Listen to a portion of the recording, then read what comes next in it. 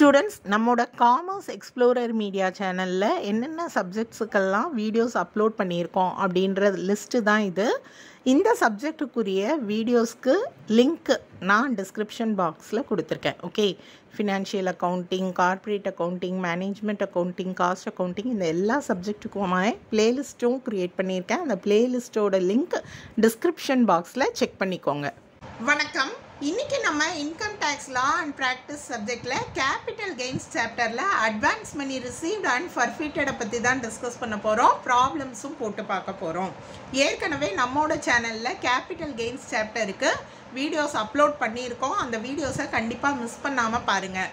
அப்போ தான் இன்றைக்கி நடத்தக்கூடிய ப்ராப்ளம் உங்களுக்கு தெளிவாக புரியும். ஒருவேளை நீங்கள் அந்த வீடியோஸை மிஸ் பண்ணியிருந்தால் உங்களுக்காக அந்த வீடியோஸ்க்கான லிங்க்கை நான் டிஸ்கிரிப்ஷன் பாக்ஸில் கொடுத்துருக்கேன். ஃபஸ்ட்டு இந்த advance money received and forfeited இதோட கான்செப்ட் என்ன அப்படின்றத உங்களுக்கு நான் எக்ஸ்பிளைன் பண்ணிடுறேன். கேபிட்டல் அசட்டை சேல் பண்ணலாம் அப்படின்னு முடிவு பண்ணி அசஸி என்ன பண்ணுவார் அப்படின்னு பார்த்தீங்கன்னா, பையர்கிட்ட இருந்து ஒரு மணியை அட்வான்ஸாக ரிசீவ் பண்ணுவார். ஓகே, ஆனால் அந்த பையர் என்ன பண்ண மாட்டார் அப்படின்னு பார்த்தீங்கன்னா, அந்த அக்ரிமெண்ட் படி அசட்டை வாங்குறதுக்கு கரெக்டான ஸ்டெப்ஸ் எடுத்திருக்க மாட்டார். அதனால் என்ன பண்ணுவாருன்னா, செல்லர் அசஸி என்ன பண்ணுவார் அப்படின்னா, அந்த அக்ரிமெண்ட்டை கேன்சல் பண்ணிடுவார். அட்வான்ஸ் மணியை அவரே ரீட்டைன் பண்ணிப்பார். இதுதான் அட்வான்ஸ் மணி ரிசீவ்ட் அண்ட் ஃபர்ஃபிட்டடோட கான்செப்ட். ஓகே, இந்த அட்வான்ஸ் மணி ரிசீவ்ட் அண்ட் ஃபர்ஃபிட்டடை நம்ம கேபிட்டல் கெயின் கேல்குலேட் பண்ணும்போது எப்படி ட்ரீட் பண்ணணும் அப்படின்றத தான் நான் உங்களுக்கு எக்ஸ்பிளைன் பண்ண போகிறேன். ஃபஸ்ட்டு பார்த்தீங்கன்னா, advance money received and forfeited by the transfer or prior to previous year 2014-15 is deducted from the cost of the asset during the year of sale. இப்போது ஒரு அசஸி அட்வான்ஸ் மணி ரிசீவ் பண்ணியிருக்காரு. எப்போ அப்படின்னு பார்த்தீங்கன்னா, previous year 2014-15க்கு முன்னாடி இருக்கக்கூடிய ஏதோ ஒரு இயரில் அட்வான்ஸ் மணி ரிசீவ் பண்ணிட்டாரு. ஓகே, அப்படியே ரிசீவ் பண்ணியிருந்தாரு அப்படின்னா இந்த அமௌண்ட்டை advance money received and forfeited இருக்கு இல்லையா, அதை காஸ்ட் ஆஃப் த அசட்லேருந்து டிடெக்ட் பண்ணணும் during the year of sale. எப்போ அந்த அசட்டை சேல் பண்ணுறாங்களோ அப்போது என்ன பண்ணணும், காஸ்ட்லேருந்து டிடெக்ட் பண்ணணும். இது 14-15க்கு முன்னாடி அட்வான்ஸ் மணி ரிசீவ் பண்ணியிருந்தா. ஒருவேளை 2014-15க்கு அப்புறமா அட்வான்ஸ் மணி ரிசீவ் பண்ணியிருக்காங்க, அந்த இயர்லேயோ அதுக்கப்புறம் இருக்கக்கூடிய இயர்லேயோ அப்படின்னா, எந்த இயரில் அந்த அட்வான்ஸ் மணியை ரிசீவ் பண்ணி ஃபர்ஃபிட் பண்ணினாங்களோ அந்த இயரில் இன்கம் ஃப்ரம் அதர் சோர்ஸஸில் என்ன பண்ணிடுவாங்க, இந்த அட்வான்ஸ் மணி ரிசீவ்டை காட்டியிருப்பாங்க. ஓகே, ஸோ நம்ம கேபிட்டல் கெயினில் அதை என்ன பண்ண தேவையில்லை, இன்க்ளூட் பண்ண தேவையில்லை. 14-15க்கு பிஃபோராக இருந்தால் மட்டும்தான் நம்ம காஸ்ட் ஆஃப் த அசட்லேருந்து டிடெக்ட் பண்ணணும். அடுத்த சிச்சுவேஷன் என்னன்னு பாருங்கள். Advance money received and forfeited by the previous owner is ignored. ஒருவேளை அந்த அசட் 2 பேர் 3 பேர்கிட்ட சேல் ஆகி மாறி இருக்கு. இப்போ இருக்கிற ஓனர் என்ன பண்ணுறாருன்னா சேல் பண்ணுறாரு. ஆனால் அந்த ஓனர் எந்த அட்வான்ஸ் மணியும் ரிசீவ் பண்ணல, ப்ரீவியஸ் ஓனர் தான் அட்வான்ஸ் மணி ரிசீவ் பண்ணி ஃபர்ஃபிட் பண்ணியிருக்காரு அப்படின்னா அந்த இன்ஃபர்மேஷனை நீங்கள் இக்னோர் பண்ணிடணும். ஓகே, ஸோ இந்த 3 பாயிண்ட்ஸை வச்சு தான் நம்ம இப்போ ப்ராப்ளம் போட்டு பார்க்க போகிறோம். ஃபஸ்ட்டு நம்ம பார்த்தீங்க அப்படின்னா நம்மளோட ரெட்டி புக்கில் இருக்கக்கூடிய எக்ஸசைஸ் நம்பர் 29th ப்ராப்ளம் போட்டு பார்த்துடலாம். ஓகே, ஸோ இந்த ப்ராப்ளமில் என்னென்ன இன்ஃபர்மேஷன்ஸ் கொடுத்துருக்காங்க அப்படின்றத ஃபஸ்ட்டு நம்ம ரீட் பண்ணி தெரிஞ்சுக்கலாம். Shrivardhan acquire property for 80,000 on January 15, 1975. So அவர் ஒரு ப்ராப்பர்ட்டி வாங்கியிருக்காரு. Year 1975. He incurred improvement cost of ₹90,000 during 2007-8. Okay, so அவர் அதுக்காக இம்ப்ரூவ்மெண்ட் என்ன பண்ணியிருக்காரு, 7-8 இந்த இயரில் பண்ணியிருக்காரு. அதுக்கு எவ்வளோ செலவாச்சுன்னு பார்த்தீங்கன்னா 90,000. During 91-92, the assessee enters into an agreement to sell the house after receiving an advance money of ₹10,000. 91-92ல அந்த ப்ராப்பர்ட்டியை அவர் சேல் பண்ணுறதுக்காக அட்வான்ஸ் மணி ரிசீவ் பண்ணியிருக்காரு. ₹10,000 ரிசீவ் பண்ணியிருக்காரு. On failure of the proposed buyer to honour the agreement, Shrivardhan forfeits the advance money. இப்போ பார்த்தீங்கன்னா pier என்ன பண்ணியிருக்காரு அப்படின்னா அந்த அக்ரிமெண்ட் படி நடந்துக்கலை. அதனால ஸ்ரீவர்தன் என்ன பண்ணிட்டாரு அப்படின்னா அந்த அக்ரிமெண்ட்டை கேன்சல் பண்ணிவிட்டு அந்த அட்வான்ஸ் மணியை அவரே என்ன பண்ணிட்டாரு, ரீட்டைன் பண்ணிட்டாரு, ஃபர்ஃபிட் பண்ணிட்டாரு. Find out the cost of the property if it is sold during the year 2022-23. இப்போ உங்களை என்ன கேல்குலேட் பண்ண சொல்லியிருக்காங்கன்னா காஸ்ட் ஆஃப் த அசட் தான், கேபிட்டல் கெயின் கிடையாது.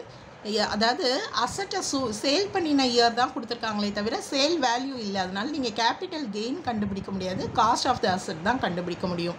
Fair market value of the property on 2001 is 1 lakh. இந்த asset வாங்கினது வந்து 2001க்கு பிஃபோர் அப்படின்றதுனால நமக்கு ஃபேர் மார்க்கெட் வேல்யூ கொடுத்துருக்காங்க. அதே மாதிரி சிஐஐ இன்ஃபர்மேஷன் கொடுத்துருக்காங்க. 2007-8ல் பார்த்தீங்கன்னா 129, 2022-23ல் 331. இதுதான் சிஐஐ இன்ஃபர்மேஷன். இப்போ நம்ம காஸ்ட் ஆஃப் த அசட் எப்படி கண்டுபிடிக்கிறது அப்படின்றத தெரிஞ்சுக்கலாம். காஸ்ட் ஆஃப் த அசட் அப்படின்னு சொல்லும்போது எது வந்து காஸ்ட் ஆஃப் த கேபிட்டல் அசட்டில் இன்க்ளூட் ஆகும்னு பார்த்தீங்கன்னா இண்டெக்ஸ்டு காஸ்ட் ஆஃப் அக்யூசிஷனும் இண்டெக்ஸ்டு காஸ்ட் ஆஃப் இம்ப்ரூவ்மெண்ட்டும் இன்க்ளூட் ஆகும். ஓகே, ஸோ நம்ம இண்டெக்ஸ்டு காஸ்ட் ஆஃப் அக்யூசிஷன் எப்படி கால்குலேட் பண்ணுவோம் அப்படின்றது உங்களுக்கு தெரியும் இல்லையா?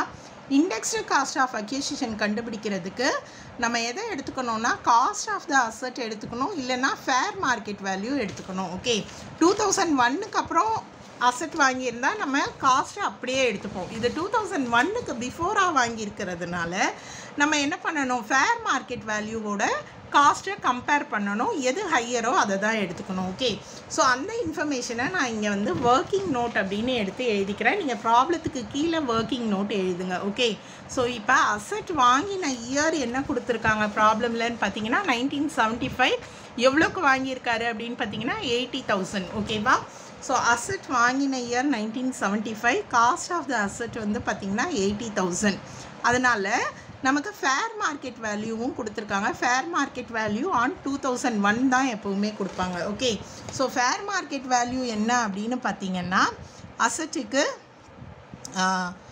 1 lakh அப்படின்னு கொடுத்துருக்காங்க. ஸோ இந்த 1 lakhையும் 80,000ஐயும் கம்பேர் பண்ணுங்கள், விச்எவர் இஸ் ஹையர் அதை தான் எடுத்து எழுதணும். இப்போ பார்த்தீங்கன்னா ஃபேர் மார்க்கெட் வேல்யூ தான் ஹையஸ்ட் இல்லையா? ஸோ இந்த ஃபேர் மார்க்கெட் வேல்யூ 1 lakh அப்படின்னு எடுத்துக்கலாம். இப்போ பார்த்தீங்கன்னா இங்கே என்ன பண்ணியிருக்காரு அப்படின்னு பார்த்தீங்கன்னா ஸ்ரீவர்தன் இன்பிட்வீன் ஒரு முறை வந்து இந்த ப்ராப்பர்ட்டியை சேல் பண்ணுறதுக்காக அக்ரிமெண்ட் பண்ணியிருக்காரு, அட்வான்ஸ் மணி ரிசீவ் பண்ணியிருக்காரு. ஓகே, ஸோ இந்த சிச்சுவேஷனில் பார்த்தீங்க அப்படின்னா அட்வான்ஸ் மணி எப்போ வந்து ரிசீவ் பண்ணியிருக்காரு அப்படின்னா 91-92ல். ஸோ ப்ரியர் டு 2014-15 அப்படின்னா நம்ம என்ன பண்ணணும்னு நான் ரூல்ஸ் சொன்னேன் இல்லையா? 14-15க்கு பிஃபோராக அட்வான்ஸ் மணி ரிசீவ் பண்ணியிருந்தா காஸ்ட் ஆஃப் த அசட்லேருந்து நம்ம என்ன பண்ணணும், அட்வான்ஸ் மணியை டிடக்ட் பண்ணணும். ஓகே, ஸோ இதுதான் ஃபஸ்ட்டு ரூல்ஸ். அதுக்கு தான் இந்த ப்ராப்ளம் போடுறோம். அப்போ இந்த அட்வான்ஸ் மணி 10,000 இருக்குது இல்லையா? அதை வந்து நம்ம இங்கே இந்த 1 lakhலேருந்து காஸ்ட் ஆஃப் த அசட்லேருந்து மைனஸ் பண்ணிடணும். அதுக்கப்புறம் தான் நம்ம இண்டெக்ஸ்டு காஸ்ட் ஆஃப் அக்யூசிஷன் கண்டுபிடிக்கணும். ஸோ 90,000 தான் வேல்யூ. இப்போ நீங்கள் இண்டெக்ஸ்டு காஸ்ட் ஆஃப் அக்யூசிஷனுக்கு சிஐஐ அப்ளை பண்ணுவீங்க இல்லையா? ப்ரீவியஸ் இயரோட சிஐஐ. ப்ரீவியஸ் இயர் என்ன அப்படின்னு பார்த்தீங்கன்னா 2022-23, 22-23க்கு நமக்கு என்ன கொடுத்துருக்காங்க 331 இல்லையா? ஸோ அந்த சிஐஐயை நம்ம எடுத்து அப்ளை பண்ணுவோம். அடுத்து பார்த்தீங்கன்னா இது வந்து ஃபேர் மார்க்கெட் வேல்யூ இயர் 2001 இல்லையா? ஸோ அதோட சிஐஐ தான் நம்ம எடுத்து எழுதணும். 2001-2ல் பார்த்தீங்கன்னா உங்களுக்கு சிஐஐ 100. ஓகே, ப்ராப்ளமில் இன்ஃபர்மேஷன் கொடுக்கலனாலும் நீங்கள் இந்த 1-2க்கு ஞாபகம் வச்சுக்கலாம், 100 தான் சிஐஐ. ஸோ நான் 100ஆல் என்ன பண்ணுறேன், டிவைட் பண்ணுறேன். கேல்குலேட் பண்ணினா வேல்யூ 2,97,900 கிடைக்குது. ஓகே, ஸோ அடுத்து பார்த்தீங்கன்னா இந்த ப்ராப்ளமில் ப்ராப்பர்ட்டிக்கு வந்து இம்ப்ரூவ்மெண்ட் பண்ணியிருக்காங்க அப்படின்னு கொடுத்துருக்காங்க. ஸோ இண்டெக்ஸ்டு காஸ்ட் ஆஃப் இம்ப்ரூவ்மெண்ட்டோட ரூல்ஸை நீங்கள் ஒரு முறை ஞாபகப்படுத்திக்கோங்க. 2001க்கு பிஃபோராக இம்ப்ரூவ்மெண்ட் பண்ணியிருந்தாங்க அப்படின்னா நம்ம அதை என்ன பண்ணிடணும், இக்னோர் பண்ணிடணும். இப்போ பார்த்தீங்க அப்படின்னா எந்த இயரில் வந்து இம்ப்ரூவ்மெண்ட் பண்ணியிருக்காங்கன்னா 7-8, 2001க்கு அப்புறம் தான் என்ன பண்ணியிருக்காங்க, இம்ப்ரூவ்மெண்ட் பண்ணியிருக்காங்க. நீங்கள் அதனால் இண்டெக்ஸ்டு காஸ்ட் ஆஃப் இம்ப்ரூவ்மெண்ட் கண்டுபிடிக்கணும். இதில் இம்ப்ரூவ்மெண்ட் அமௌண்ட் எவ்வளோன்னு பார்த்தீங்கன்னா 90,000. ஸோ அந்த 90,000 நான் இங்கே எடுத்து எழுதிக்கிறேன். CII for the previous year உங்களுக்கு தெரியும் 331. எந்த இயரில் வந்து இம்ப்ரூவ்மெண்ட் பண்ணாங்களோ அதோட CII எடுத்து எழுதணும். 2007-8 2007-8ஓட CII என்னன்னு பார்த்தீங்கன்னா 129. ஸோ நான் இங்கே 129ஆல் டிவைட் பண்ணுறேன். உங்களுக்கு எவ்வளோ கிடைக்கும்னு பார்த்தீங்கன்னா 2,30,930 கிடைக்கும். இப்போ இந்த ரெண்டு அமௌண்ட்டையும் நீங்கள் ஆட் பண்ணிங்கன்னா 5,28,830. இதுதான் cost of the capital asset. இதில் நம்ம கேபிட்டல் கெயின் கண்டுபிடிக்கலை. அடுத்து நம்ம இன்னும் ஒரு ப்ராப்ளம் போட்டு பார்க்கலாம். இது பார்த்தீங்க அப்படின்னா நமக்கு எக்ஸசைஸ் நம்பர் 31. இதுவும் அட்வான்ஸ் மணி ரிசீவ்டுக்குரிய ப்ராப்ளம் தான். ஃபஸ்ட்டு ப்ராப்ளத்தை ரீட் பண்ணி இன்ஃபர்மேஷனை சொல்லிடுறேன். Mister Y purchase a piece of land on 4/1/1978 for rupees 50,000. Mister Y வந்து ஒரு லேண்ட் வாங்கியிருக்காரு. இயர் கொடுத்துருக்காங்க, காஸ்ட் கொடுத்துருக்காங்க. The land was sold by him during the previous year 2022-23 for 70 lakhs. Sale value of the land கொடுத்துருக்காங்க. Fair market value of the land கொடுத்துருக்காங்க 1,20,000. Expenses on transfer were 2% on sale price. Compute taxable capital gain for the previous year அப்படின்னு கேட்டிருக்காங்க. Okay, so capital gain calculate பண்ண தேவையான informations எல்லாம் கொடுத்துருக்காங்க. Additional information என்ன அப்படின்னு பார்த்தீங்கன்னா, அவர் 2015 என்ன பண்ணியிருக்காருன்னா, he proposed to sell the property and received advance money of 50,000. So 2015 அவர் என்ன பண்ணியிருக்காருன்னா அட்வான்ஸ் மணி ரிசீவ் பண்ணியிருக்காரு. ஆனால் பையர் வந்து அந்த அக்ரிமெண்ட் படி நடந்துக்காததுனால அந்த அமௌண்ட்டை அவர் ஃபர்வீட் பண்ணிட்டாரு. ஓகே, ஸோ இந்த இன்ஃபர்மேஷன் இருக்குது. ஃபஸ்ட்டு ப்ராப்ளமில் நம்ம பார்த்ததில் அட்வான்ஸ் மணி ரிசீவ் பண்ணியிருக்காரு பிஃபோர் 2014-15. இதில் பார்த்தீங்கன்னா ஆஃப்டர் 2014-15. ஓகேவா? அப்போ எந்த மாதிரி நம்ம ட்ரீட்மெண்ட் பண்ணுவோம் அப்படின்னு இன்ஃபர்மேஷனை ஒரு முறை நம்ம ஞாபகப்படுத்திக்கலாமா? ஸோ இந்த இன்ஃபர்மேஷன் வந்து 14-15க்கு அப்புறம் அப்படின்னா அந்த அட்வான்ஸ் மணி ரிசீவ்டை அவங்க இன்கம் ஃப்ரம் அதர் சோர்ஸஸில் இன்க்ளூட் பண்ணியிருப்பாங்க. ஸோ நீங்கள் கேபிட்டல் கெயினில் இந்த அட்வான்ஸ் மணி ரிசீவ்டை காட்ட தேவையில்லை. ஓகே, ஸோ இதுதான் நம்மளோட செகண்ட் பாயிண்ட்டு. இப்போ நம்ம ப்ராப்ளம் சால்வ் பண்ணலாம். Long term capital gain calculate பண்ணலாம். லாங் டேர்ம் கேபிட்டல் கெயினுக்கு ஃபார்மேட் உங்களுக்கு ஏற்கனவே தெரியும் இல்லையா?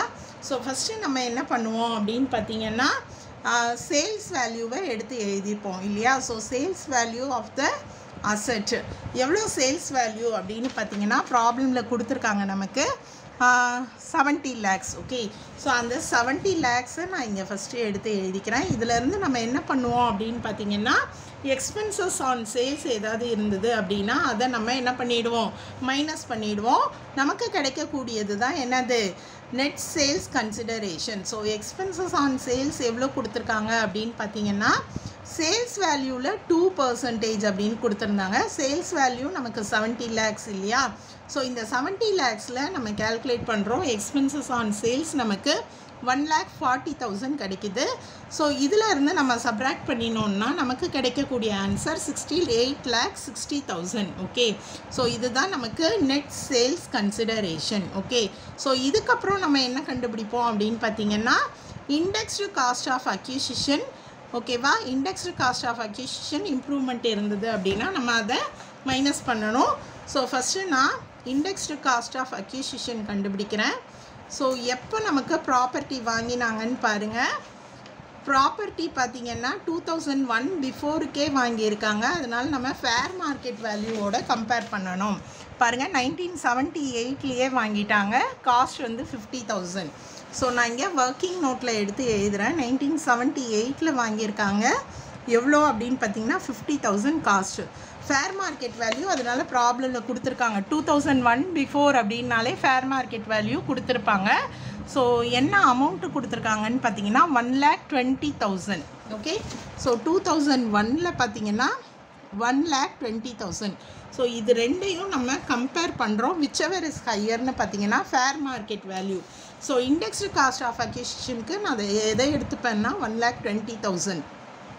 சிஐஐ நம்ம எதை வந்து அப்ளை பண்ணுவோன்னு பார்த்தீங்கன்னா ப்ரீவியஸ் இயருக்கு 331. இந்த வருஷம் எல்லாமே வந்து 331 தான் போன வருஷத்தோட சிஐஐ பார்த்தீங்கன்னா. ஓகேவா? ஸோ அடுத்து பார்த்தீங்க அப்படின்னா 2001-2 என்ன சிஐஐயோ அதால் நம்ம என்ன பண்ணுவோம், டிவைட் பண்ணுவோம் இல்லையா? ஸோ நான் அதனால் டிவைட் பண்ணுறேன் இங்கே 100. ஓகே, ஸோ பண்ணிங்கன்னா கேல்குலேஷன் நமக்கு எவ்வளோ கிடைக்குதுன்னா 3,00,000 97,200 கிடைக்குது. ஸோ அதை நம்ம என்ன பண்ணணும், சப்ராக்ட் பண்ணணும் இல்லையா.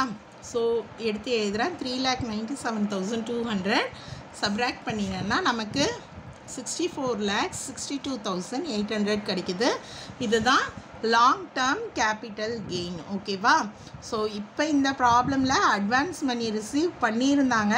ஆனால் என்ன சுச்சுவேஷன் அப்படின்னு பார்த்தீங்கன்னா 2014-15க்கு அப்புறம் ரிசீவ் பண்ணியிருக்காங்க.